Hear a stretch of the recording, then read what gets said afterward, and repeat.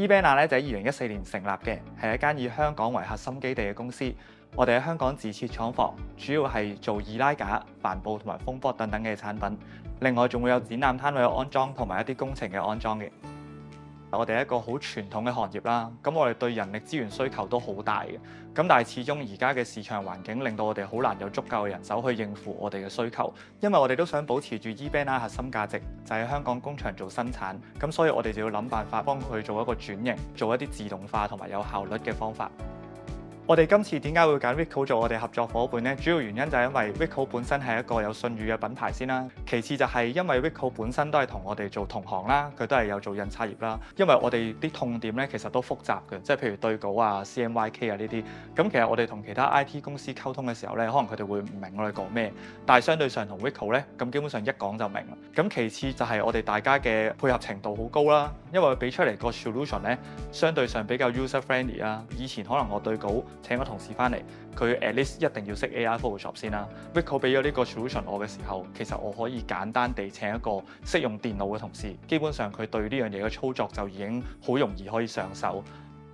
Ricoh 今次就為我哋提供咗一個 AI 嘅稿件診斷 solution 啦。咁呢個 solution 就可以幫我哋對晒每一個客人所落單嘅稿件，由佢顏色準唔準啦、尺寸準唔準啦，或者圖像有冇問題等等。由以往咧，我哋同事可能會對一個稿佢需要2至3分鐘，但係 Ricoh 呢個 solution 咧就可以幫我哋用30秒咧就已經可以處理好晒所有嘢，而且仲可以將 output file 直接擺上工場添。咁有呢個 solution 之後咧，其實我哋每日大概可以處理多600多個訂單啦，個處理時間咧已經大幅減少70%，幫咗我哋好多㗎啦。我以我作為一個顧客為例啦，如果我凌晨想落單，其實朝頭早我係拎唔到貨嘅。咁但係而家喺 AI 嘅幫助底下，令員工朝頭早翻到嚟嘅時候，即刻檢查到嘅文件，幫佢印刷，可能朝頭早晏晝就做到取貨嘅效果。咁其次最重要就係佢可以24/7運作啦。其實我哋以往嘅數據話俾我哋知，凌晨都好多客落單嘅，但係我哋凌晨一直都冇人對稿。咁有呢個 solution 之後，就可以大幅提升我哋夜間工場嘅生產力啦。因為用機器去對就會精準過人好多。咁基本上我哋就可以更快、更有效率咁提早將個稿交俾工場做生產。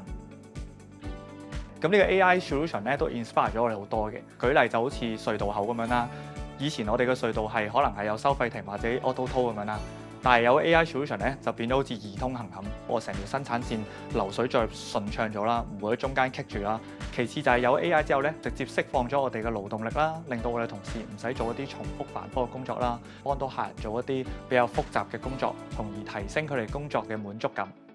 Ricoh 最令我深刻嘅地方咧，就係佢哋嗰個 face by face 嘅處理手法。因為咧，其他公司咧可能一開頭都會講一個天價，跟住同你講一個完美嘅解決方案。但係 Ricoh 佢有一個做住改嘅心態，即係我哋可以一路做住一路改。咁其實對我哋呢個行業嚟講係好重要。喺未來發展方面咧，其實我哋一直以嚟個痛點咧都係好難揾到我哋一啲 potential 嘅 customer， 因為佢哋大部分都係 agent 啦，未必願意透露太多資訊俾我哋啦。我哋希望用 AI 更加精準咁幫我哋揾到我哋嘅潛在客戶啦，嘗試下分析每一個稿，去定義翻嗰個客究竟係邊類型嘅客啦。例如，原來知道個客咧不停落嘅稿咧都係同展覽相關嘅，咁基本上我就可以喺每個展覽會之前制定啲策略，去發放一啲推廣信息俾佢哋咯，咁令到我哋可以做到更精準嘅行銷同推廣。喺未來，我哋 Ricoh 將會提供更加多 AI 技術，令到佢人手處理嘅步驟得以電子化，提升佢哋嘅效率，令到 eBanner 可以持續領先市場。